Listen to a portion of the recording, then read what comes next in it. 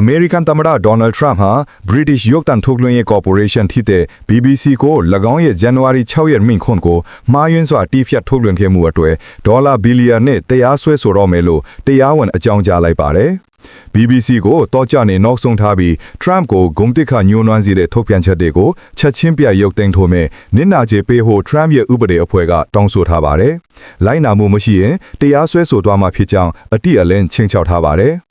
ဒီကိစ္စဟာ2020ခုနှစ်အောက်တိုဘာလမှာထုတ်လွှင့်ခဲ့တဲ့ BBC ရဲ့ Trump A Second Chance မတန်ရုပ်ရှင်ကြောင့်စတင်ခဲ့တာပါ။ဝေဖန်သူတွေရဲ့အဆိုအရ BBC ဟာ Trump ရဲ့ January 6 ရက်မိန့်ခွန်းထဲမှာငင်းချစွာဆန္ဒပြရန်တိုက်တွန်းခဲ့တဲ့အပိုင်းကိုဖေထုတ်ပြီးပြင်းထန်တဲ့စကားလုံးတွေကိုသာပေါင်းဆက်တီးဖြတ်ကထုတ်လွှင့်ခဲ့တယ်လို့ဆွဆွဲကြပါတယ်။ Trump ရဲ့ရှင်းနေတဲ့ကောင်မူဒီလောက်ရထားရွေကောက်ပွဲကိုဝင်ရောက်ဆက်ဖက်ဖို့အတွက်ရည်ရွယ်ချက်ရှိလှုပ်ဆောင်ခဲ့တာဖြစ်ပြီး Florida ဥပဒေအရအသက်တွေဖျက်မှုထိတယ်လို့ဆွဆွဲထားပါတယ်။ဒီအငင်းကွာမှုတွေကြောင့် BBC ညွှန်ကြားရေးမှူးချုပ် Tim Daly နဲ့ BBC သတင်းဌာနရဲ့အမှုဆောင်အရာရှိချုပ် Deborah Turnus တို့ဟာမကြသေးမီကယာဒူးကနေနှုတ်ထွက်ထည့်ရပါတယ်။ Turnus ကသူမအနေနဲ့ဒီကိစ္စကြောင့် BBC အဖွဲ့အစည်းကိုထိခိုက်စေတဲ့အဆင့်ကိုရောက်ရှိလာပြီးဖြစ်တဲ့အတွက်တာဝန်ယူနှုတ်ထွက်တာလို့ဆိုပါတယ်။ Trump ရဲ့ဥပဒေအဖွဲ့ဟာ BBC အနေနဲ့နိုဝင်ဘာလ14ရက်နေ့ညနေ9:00နာရီနောက်ဆုံးထားပြီးမတန်းရုပ်ရှင်နဲ့မှားယွင်းထုတ်ပြန်ချက်တွေကိုအပိအဝပြန်လည်ရုပ်သိမ်းရန်ချက်ချင်းတောင်းပန်စာထုတ်ပြန်ရန်နစ်နာကြေးများပေးဆောင်ရန်တို့ကိုတောင်းဆိုထားပါတယ်။လိုင်းနာမှုမရှိပါက